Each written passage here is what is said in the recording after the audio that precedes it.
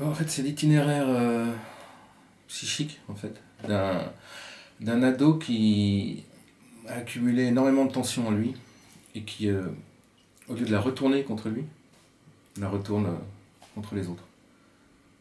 Ce qui est plus intelligent à mon sens. Voilà. Et d'un point de vue narratif, beaucoup plus intéressant.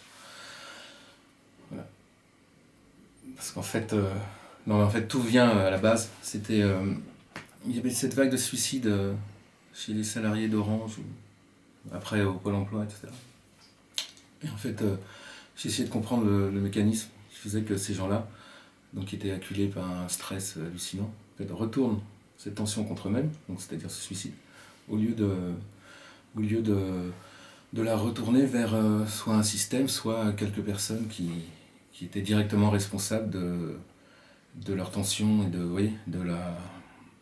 du stress incroyable qu'ils rencontraient au travail, etc. Donc c'était ça en fait le thème en fait. Je voulais mettre en scène un personnage qui retourne l'attention, TEN-ISON, contre les autres, qui cesse de subir. Donc d'une certaine façon c'est une sorte d'hymne à la liberté, même s'il y a beaucoup de violence, mais c'est pas du tout une apologie du crime, c'est juste une sorte d'humanisme des temps modernes. Voilà. Au sens où il n'y a pas de policier, de flic qui débarque, qui va mener son enquête. Il n'y a pas d'enquête à proprement parler, autre qu'une enquête psychologique que le jeune assassin mène sur son propre compte, en fait. Et pour son propre compte. Il essaye de comprendre pourquoi il est amené à tuer plusieurs fois, et surtout pourquoi il n'en éprouve pas énormément de remords, quoi. Et pourquoi ça le libère, en fait. Donc c'est plutôt cette enquête, elle est plutôt de cet ordre-là, en fait, introspective.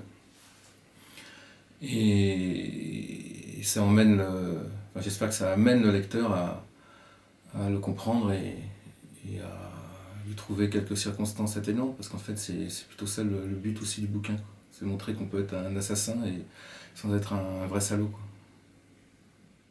Et donc il est au lycée, en terminale S. Ça joue peut-être un rôle, je sais pas. S'il avait fait une terminale littéraire, il n'aurait peut-être pas fait ça. Et en fait, oui, il a 18 ans et donc il n'a pas de petite amie, rien, il est quand même sexuellement frustré, mais voilà. Et donc il part à la découverte de lui-même et du monde, vers cette tension et cette collision permanente. Et à la fin du roman, il trouve sa place dans ce rapport de force permanent avec les autres, un rapport de force dans lequel il s'épanouit, parce qu'il y a sa place. Donc c'est une quête de sa place dans un monde un peu bordélique et en déliquescence à cause de la crise économique, sous cette tension globale que je ressens autour de moi et que j'ai injecté dans le roman.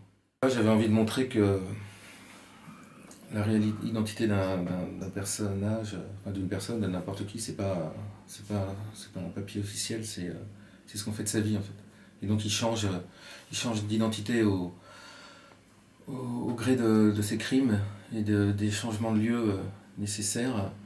Et en fait, paradoxalement, plus il change d'identité, plus il se trouve, plus il comprend qui il est. Donc c'était une sorte de pied de nez, en fait, un peu aux extrémistes, vous savez, qui parlent de donner la nationalité française à qui la mérite. Et pas... Donc voilà, c'est un clin d'œil qui est intervenu pendant l'écriture, en fait. Mais sans que ce soit un plaidoyer particulier, c'est juste cette idée-là, en fait.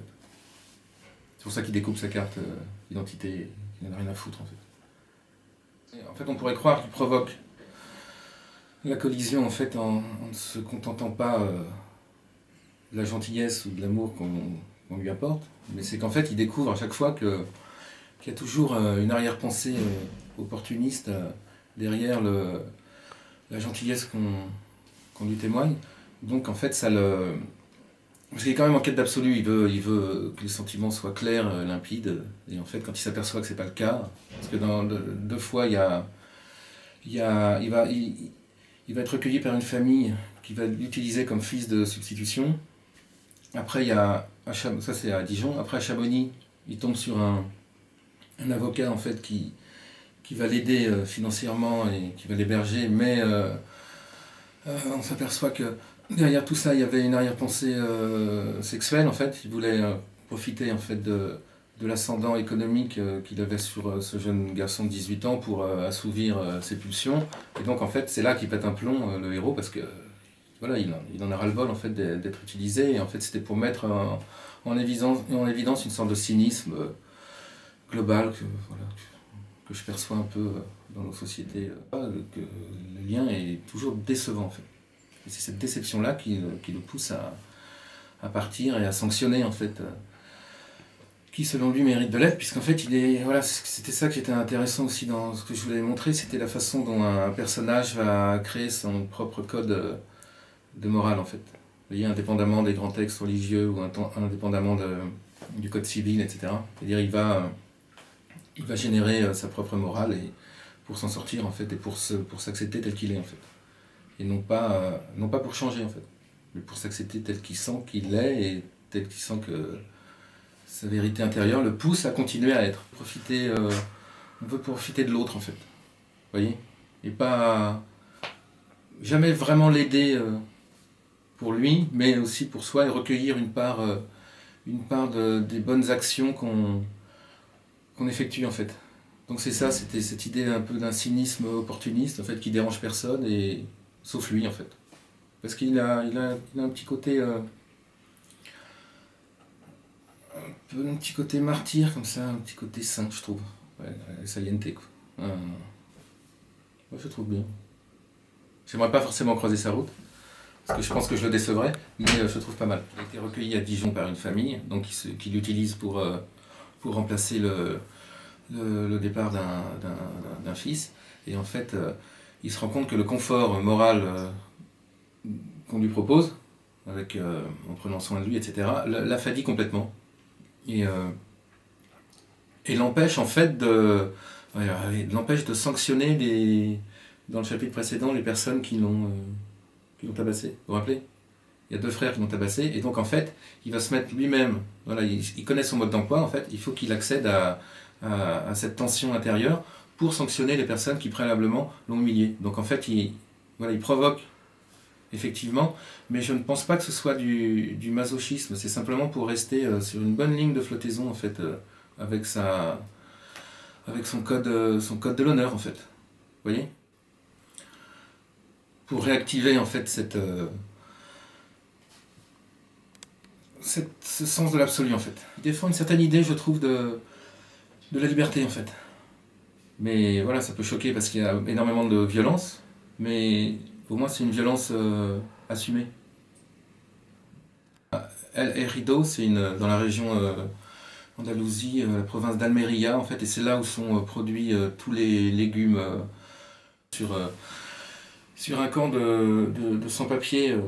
Donc, une sorte de camp d'esclaves qui sont complètement exploités et à qui on promet un contrat à durée déterminée alors qu'en fait ils n'ont jamais rien, donc ils travaillent au jour le jour, en fait ils habitent dans des cahutes que je décris dans le bouquin et en fait le reportage voilà, transformait ces exploités en saints en fait. Alors il y avait beaucoup de pathos, il fallait compatir, etc. Et en fait moi j'ai éprouvé le contraire en fait, une sorte de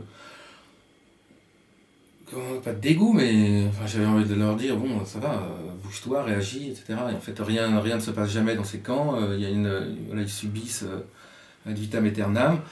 Ils peuvent même pas rentrer chez eux tellement ils ont honte de ne pas avoir réussi et de s'être fait avoir, tout ça. Donc en fait, mon héros, évidemment, il rentre. Alors lui, il va volontairement là-bas, évidemment, pour voir ce que ça provoque et pour rester justement, vous savez, à ce niveau d'absolu, quoi. Et en fait, il va basculer là-bas. Un peu du côté des oppresseurs pour sanctionner ceux qui ne se libèrent pas en fait du joug voilà, de ces oppresseurs. Donc et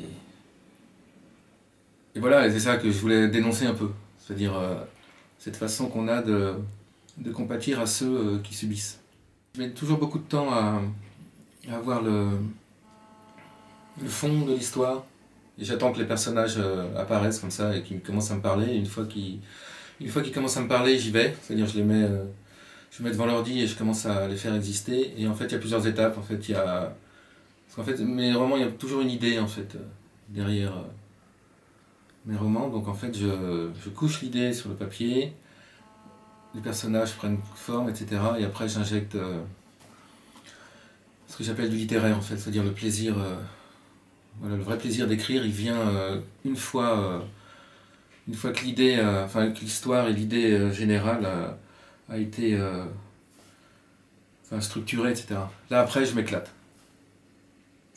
Donc j'ai mis, oui, je pourrais pas vous dire parce que oui, c'est enfin, plusieurs mois, mais en fait, c'est toujours coupé par étapes. Et vous écrivez chronologiquement? Celui-ci, oui. Oui, parce que